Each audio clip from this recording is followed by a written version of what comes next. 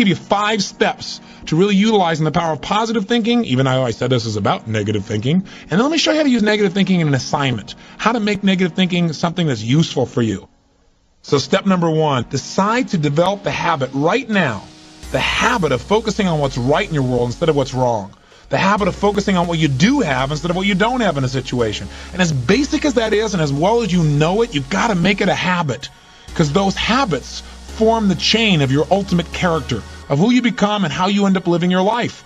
We've got to condition ourselves, because if we don't, we'll go back to the automatic state that most people live in today's society. The way to develop the habit is to go on a mental diet. I did this several years ago. As positive as I was, and I was going through unbelievable pain at the time. I'd had some major disappointments, some frustrations. I felt like I'd given it all. But what turned me around is one day I picked up this book called The 7-Day Mental Diet. It was a little tiny little booklet. And all the booklet really did was, for about 12 of the 14 pages, it challenged me to really see if I could really truly, for 7 days, live my life without one negative thought. And it kept saying throughout the book, now don't just say, yeah, I can do it, and don't just say, I'm going to do it. Think for a while before you commit to this. Don't actually commit unless you're really going to do it for 7 straight days, no matter what. It doesn't mean you don't have a negative thought. It just means that if you have a negative thought, you don't speak it. You set it aside, you forget about it, or you replace it. If you say something negative, you go erase. What I really mean is this. Or you say, that's not what I mean. Here's what I mean is this. And you immediately focus on something good. It's not that nothing negative ever comes out. It's that you immediately do not allow yourself to hold a negative feeling, a negative thought for 7 straight days, day and night, even when it gets tough, even when somebody disappoints you, even when you get frustrated, even when you give your all and it still turns up lousy.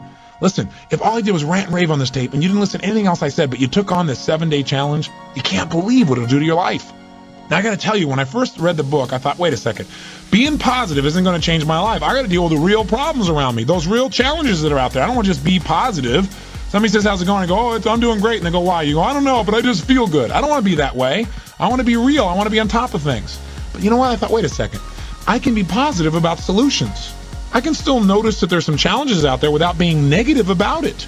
I can look at the challenges and say, okay, here's what's good about this. Here's how we can use this. Here's how we can turn this thing around. And continue to focus on that. So I took on the challenge for 7 days, changed my life. Now, by the way, one of the keys is you have to have 7 straight days of being absolutely positive. Not one negative thought, not one negative expression that you hold on to. Got to let go of it immediately. If you do not do this, if you're 3 days into it and you do well, and then you have a bunch of negativity, you got to start over.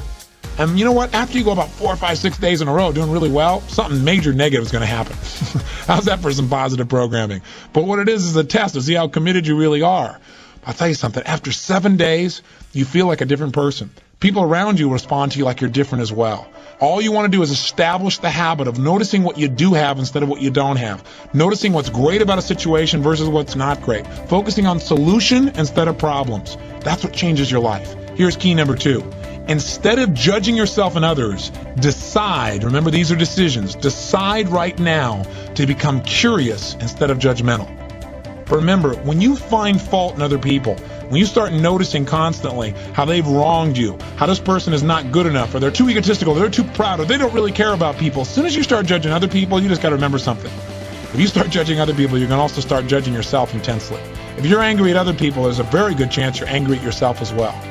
Maybe we need to perceive more and judge less. Maybe instead of finding fault with other people, without really thinking about what they've gone through to be where they are this day, maybe we can get really curious about what's making this person be in the state they're in, or what's the motivation behind this person's anger. For example, a lot of times we think somebody's being negative or angry or we're frustrated with them, but we never bother to find out what's really going on. I know myself, I was at a party recently and I fell prey to this. There was a woman who came to the party. Everybody behind her back was talking about how unbelievably egotistical this woman is, how negative she was. But you know what? I sat next to her at dinner time and I got a chance to really find out who she was. I got curious about her. And I began to find out about all the pain she'd been through in her life. When I realized was this woman was just barely hanging on to her life.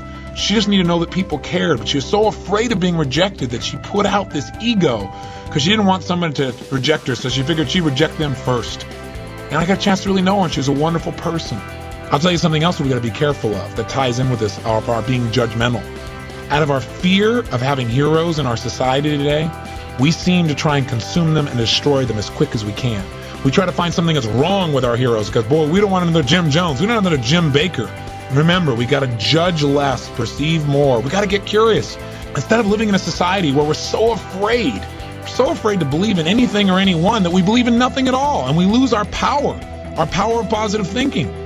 We try and protect ourselves from things we maybe not even need to protect ourselves from.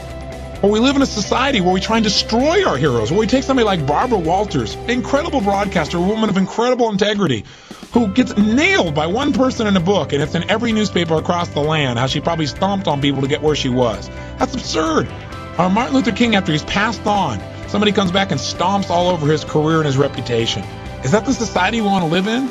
Any person who takes glee in watching another person's pain will experience plenty of pain themselves.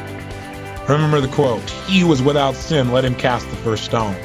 The bottom line is, if you go looking for brown, you're going to find it anywhere you look for it, in others or yourself. Free yourself from the disease of making others wrong, and you'll free yourself from the disease of making yourself wrong. You have a lot more energy to create solution instead of problems. It's part of the power of positive thinking instead of falling for the destructive power of negative thinking. If you want to get curious, just ask yourself, what do I like about this person? Wonder what's going on with this person that would make them feel this way. How could I help this person? As you ask these kinds of questions, you may learn something about how human beings operate, about their motivations, maybe even some things about how to support yourself as you try to support others. Remember, get curious instead of judgmental. Here's key number 3. If you really want to develop the power of positive thinking as a habit, as a lifestyle, as a strategy for success, then decide right now to find something to appreciate from any seemingly negative person or situation, and develop the habit of giving compliments. See, if you really want to have some more positive feelings in your life, you got to keep focusing on what's right. You got to get curious. And most importantly, you got to find something to appreciate even in the tough times. Because in reality, as we've talked about so often before, the toughest times in your life sometimes provide you with the real resources to change your life. So what we've got to do is find something to appreciate. Not someday when things work out. We got to appreciate where we are right now. And this is something I talked to my daughter Jolie about today. Because she's in an experience today where I thought, well, gosh, she's not being very positive. I'm going to talk about positive thinking. Because she came in to see me and she's feeling really sad. She's feeling really down, feeling really frustrated. And you know what her problem is? Her problem is she tried out and won the right to be amongst 3 girls who danced in the Electric Light Parade at Disneyland. And that was about 3 or 4 months ago. She's been going there after school every day, driving from San Diego up to Anaheim, burning herself into the ground, getting up and going to school to be a straight A student still, and trying to visit with her family and her boyfriend. And she found herself maxing out. Now think about her problem.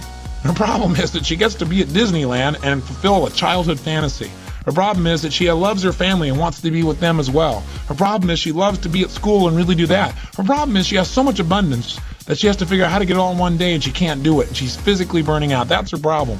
And you know what? She says, gosh, I want to be home. I want to be with you guys and all these things. I don't want to miss out on all this great time we have together. I want to be with you guys.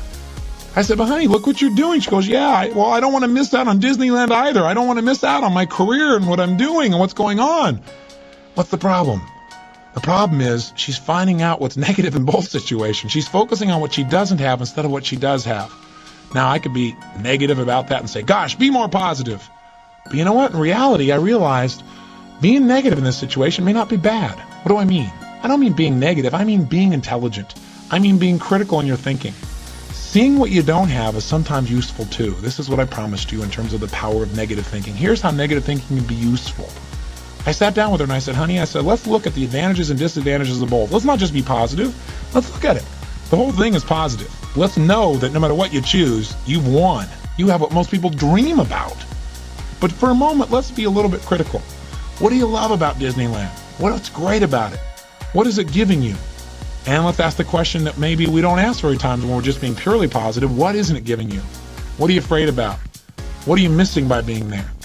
What's great about being at home more? What's great about those things? What's not great about that? Be honest. If you were there, what might happen that's not good? What might you miss out on?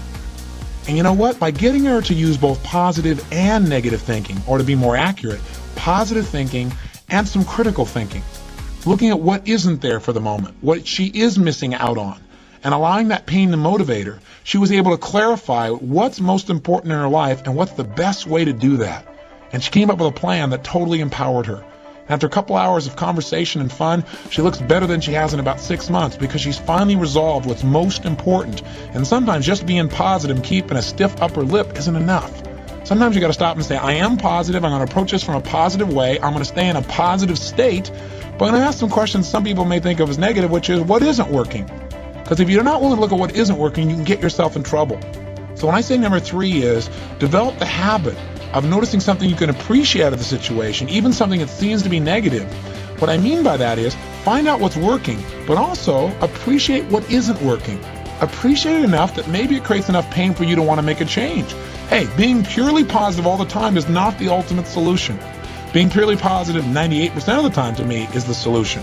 Remember our steps. Number 1, you're going to focus on how it really is. And that's what we did today. Jolie and I sat down and said, let's see how it really is. And let's not just be positive. Let's stop for a second. How is it really? What's good? What isn't good? What's great? What isn't great in this context? Everything is great, but comparatively, what's great? What's not in both situations? Now, how do you really want it? And she decided how she wanted it. Now, what are we going to do to make that happen? And she began to take actions that have changed her life. Probably will affect the direction of her life, maybe even her career. And she feels joyous and excited because she went through the steps. That's the balance between positive and negative thinking. But one thing you got to remember, you're going to spend most of your time being positive. Once you see how it is, that's it. Decide what you want and make it happen. Don't keep going back and saying, oh yeah, but it's not working. See, balance doesn't mean you spend 50% of your time positive and 50% of your time negative. Remember, balance on a human scale is a little different. Negative experiences are dense, and it doesn't take a lot of those focuses of negative to weigh a lot in your life. Make sure your focus is primarily positive, but at times, at special times that you designate, you're going to say, hey, what isn't working? And allow that pain to drive you to do something that's very positive. That'll change your life. Here's key number 4. Decide not to be perfect. You say, what? I said, decide not to be perfect. One way to make sure you're negative is always trying to be perfect. Because you know what? You're always going to notice you're not. Because you're this thing called a human being. When I talk to my daughter Jolie, and this girl works so hard to be perfect. Everybody seems to love her. She's a straight A student. She wants to be the very best at school. She wants to be the very best at home. She wants to be the very best at Disney. She wants to be the best at everything. And I'm trying to be the best constantly. In the past, she always noticed what wasn't perfect, and that created pain. So you can't do that. You're gonna screw up. You're gonna be negative. Things are gonna happen where you don't follow through on what you know. You're gonna make poor decisions. You're gonna say things you shouldn't say, do things you shouldn't do, mess up like you shouldn't mess up. But you know what? When that happens, instead of being negative and beating yourself up and saying, boy, here's another example of me sabotaging myself, decide what you do want. And say, you know, I'm not perfect, but I am good. And what makes me good and what makes me great and what can make me excellent is as soon as I notice I'm not on track, I correct it and I get better. Your goal each day is to get better, not to be perfect. And that's all anyone can ask of you. If every day you really try and contribute more, be more, and do more than you were slightly the day before, that's all anybody can ask. And if you know you're going to screw up and you don't make it a catastrophe, it's easier to bounce right back up. See, the only way you fail is if you quit. But if you learn something and you expand from it and you make some new decisions that enhance your life and the people you care about, then there is no failure. Don't try to be perfect because you'll never succeed. And here's the final one, key number 5. Decide to develop the habit of using the F word, faith. Make sure that you're in the position of utilizing the tool that really positive thinking is about. Positive thinking, I've said it over and over again, really is just the power to believe.